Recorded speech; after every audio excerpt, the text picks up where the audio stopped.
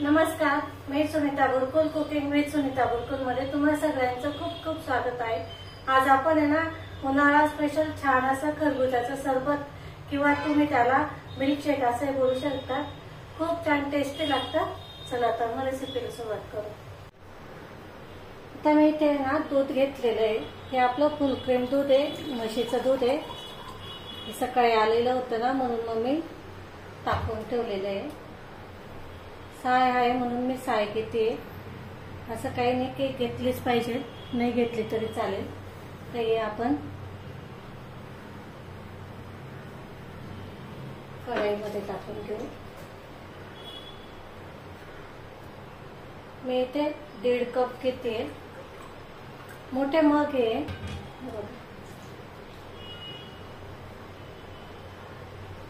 तर गॅस चालू करते।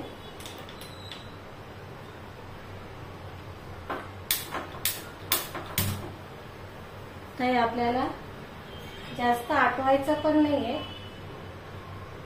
याला उकळी आणून घेऊ आता आपण, कारण हे पहिलेच मी तापवलेलं आहे, त्यामुळे फक्त उकळी आणून घेते मी आता याला।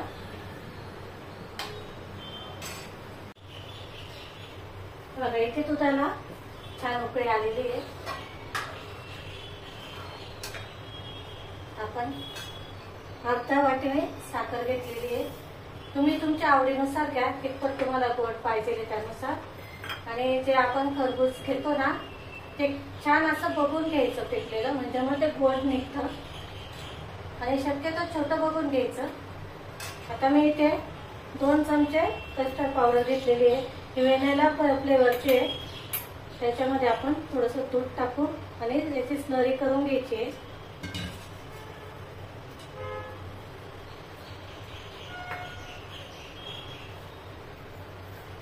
अशी मस्त छान अशी याची स्लरी करून घ्यायची। काठी गोठळ्या काय असते ना त्या सगळ्या मोडून घ्यायच्या।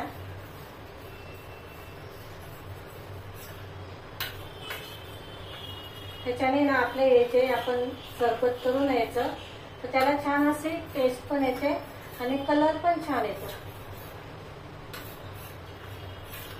बघा आता हे झालेलं, इथे साखर पण झालेली तळली मस्त।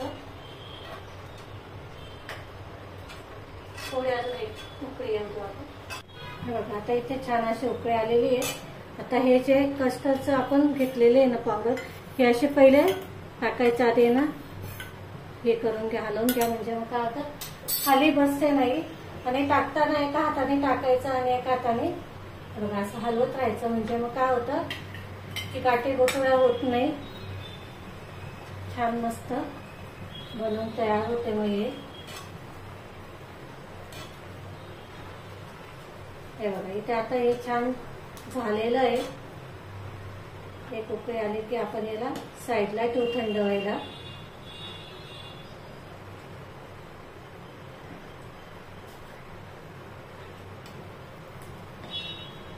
हे बघा छान एकजीव झालेलं आहे, शिजलेलं आहे मस्त। आता हे आपण एका साईडला ठेवू, याच्यापेक्षा जास्त नाही का आपल्याला शिजवायचं, नाही तर काय होईल की ते ना घट्ट होत जातं। मग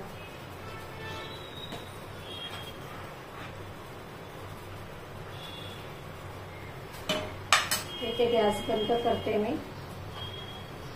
हे आपण थंड करून घेऊ। आपलं दूध तयार होत होतं तोपर्यंत मी पाणी गरम करायला ठेवलेलं होतं एका साईडला। इथे मी साबुदाणा घेतलेला आहे, हा आपल्या नाश्त्याच्या चमच्याने मी 4 चमचे घेतलेले आहे। रात्रभर भिजत, आपण जसं खिचडीला भिजत घालतो ना तसं भिजत घालायचा हा। त्याच्यामध्ये आपल्याला हा 1-2 मिनिटासाठी फक्त शिजवून घ्यायचा आहे। हे बघा इथे छान शिजलाय, सगळं वरती आलेला आहे। आता हा आपण एका चाळणीने चाळून घ्यायचा, हा चाळणीमध्ये काढून घेतला मी, आणि आपल्याला हा पाण्यात टाकायचा आहे, म्हणजे मग काय होतं की छान मोकळा होतो आणि एकमेकाला चिटकत पण नाही ते। हे बघा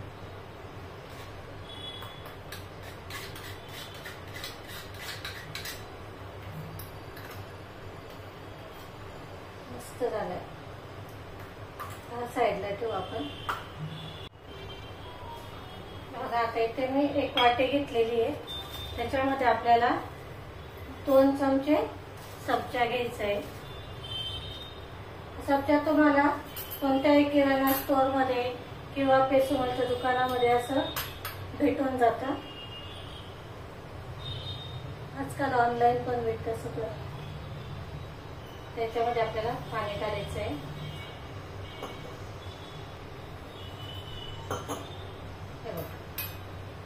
हे आज सब्जा छान आपल्याला भिजू द्यायचा आहे.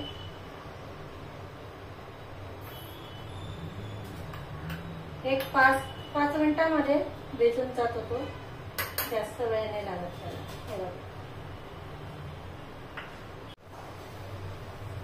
हे बघा आता मस्त असं खरबूज खूप छान वास येतोय. गोड निघाले. आता आपण कापून घ्यायचं असं मधोमध व्यवस्थित असं कापून घ्यायचंय.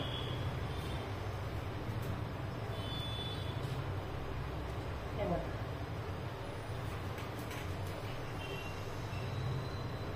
मस्त वास येतो. आता याच्या बिया आहेत ना आपल्याला काढून घ्यायच्या आहे. हे बघा या बिया आहेत ना आता मस्त छान अशा चमच्याने काढून घ्यायच्या आणि या फेकायच्या नाही बरं का. खूप छान असतात ह्या.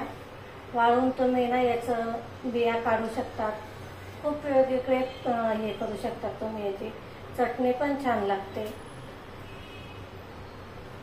काढून घ्यायच्या अशा बिया. मी या बिया आहेत ना कधीच फेकत नाही. आम्ही लहानपणी काय करायचो, या बिया घ्यायचा आणि सुकवायच्या आणि त्याच्या आतमधलं जे असतं ना बीज ते खायचं. हे साईडला ठेवून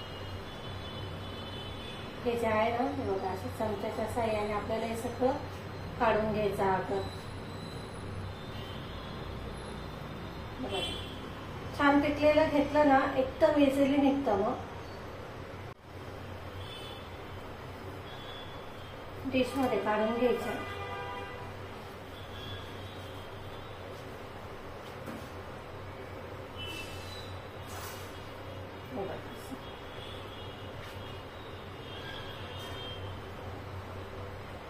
अजिबात वाया जात नाही. व्यवस्थित असं मस्त निघतं.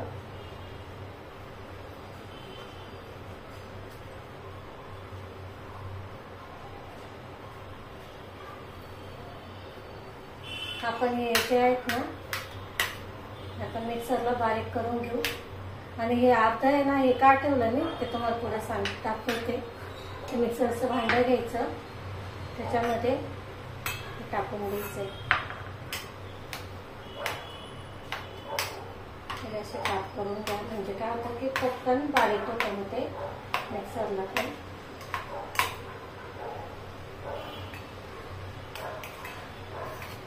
हे बघा मस्त असं झालेली आहे प्युरी. कसे तुम्ही मस्त बारीक झालेलं आहे.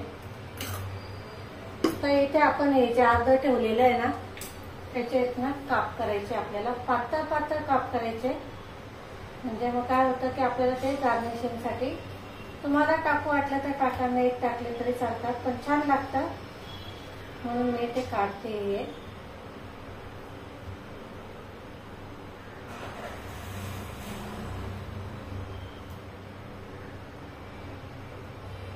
असे करून घ्यायचे काप.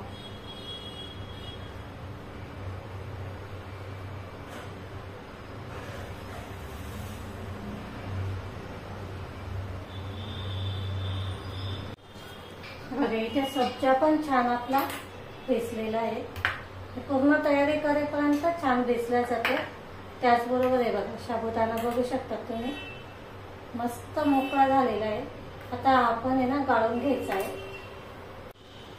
बघा इथे छान असं थंड झालेलं आहे. आता याच्यामध्ये ना प्युरी घालायची.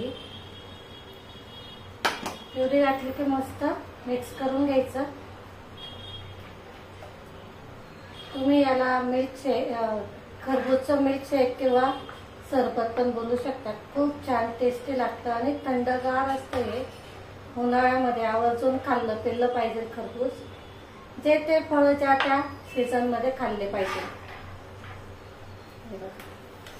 मस्त झालेलं आहे. आता आपण याच्यामध्ये ना हे जे सब्जा आपण भिजत घातला होता ना, बरं किती छान मस्त दिसला. हा टाकते मी इथे 2 चमचे टाकते. तुम्ही तुमच्या आवडीनुसार टाका कितपत तुम्हाला पाहिजे सब्जा. हा पण छान मिक्स करून घ्यायचा. त्याचबरोबर आता आपण हे जे साबुदाणा शिजवून थंड पाण्यामध्ये ठेवला होता ना गाळून सनी, तो टाकायचा.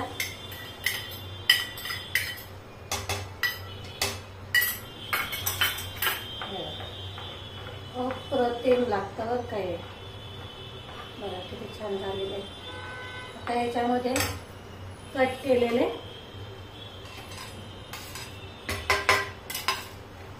खरबूजचे तुकडे टाकायचे.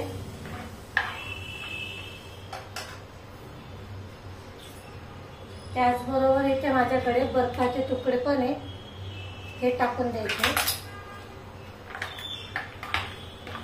बर्फ टाकणं ऑप्शनल आहे, पण छान लागतं आणि मस्त असं थंडगार असतं ते, म्हणून मी टाकलेलं आहे. आपण हे काढून घेऊ याच्यात. त्याच्यावर गार्निशिंगसाठी मी हे टाकते. थोडेसे तुकडे ठेवलेले होते मी खरबूजचे, ते द्यायचे. तुमच्याकडे जर गुलाबाच्या पाकळ्या असतील किंवा काही वेगळं असेल ना, ते टाकलं तरी चालतं. खूप छान दिसतं ते, दिसायला छान दिसतं, बाकी काही नाही.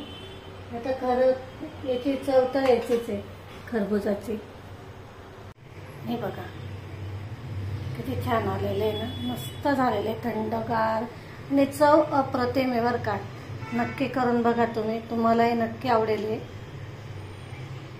बघा इथे आपलं मस्त छान असं मिल्कशेक किंवा खरबुजाचं सरबत बनवून तयार झाले.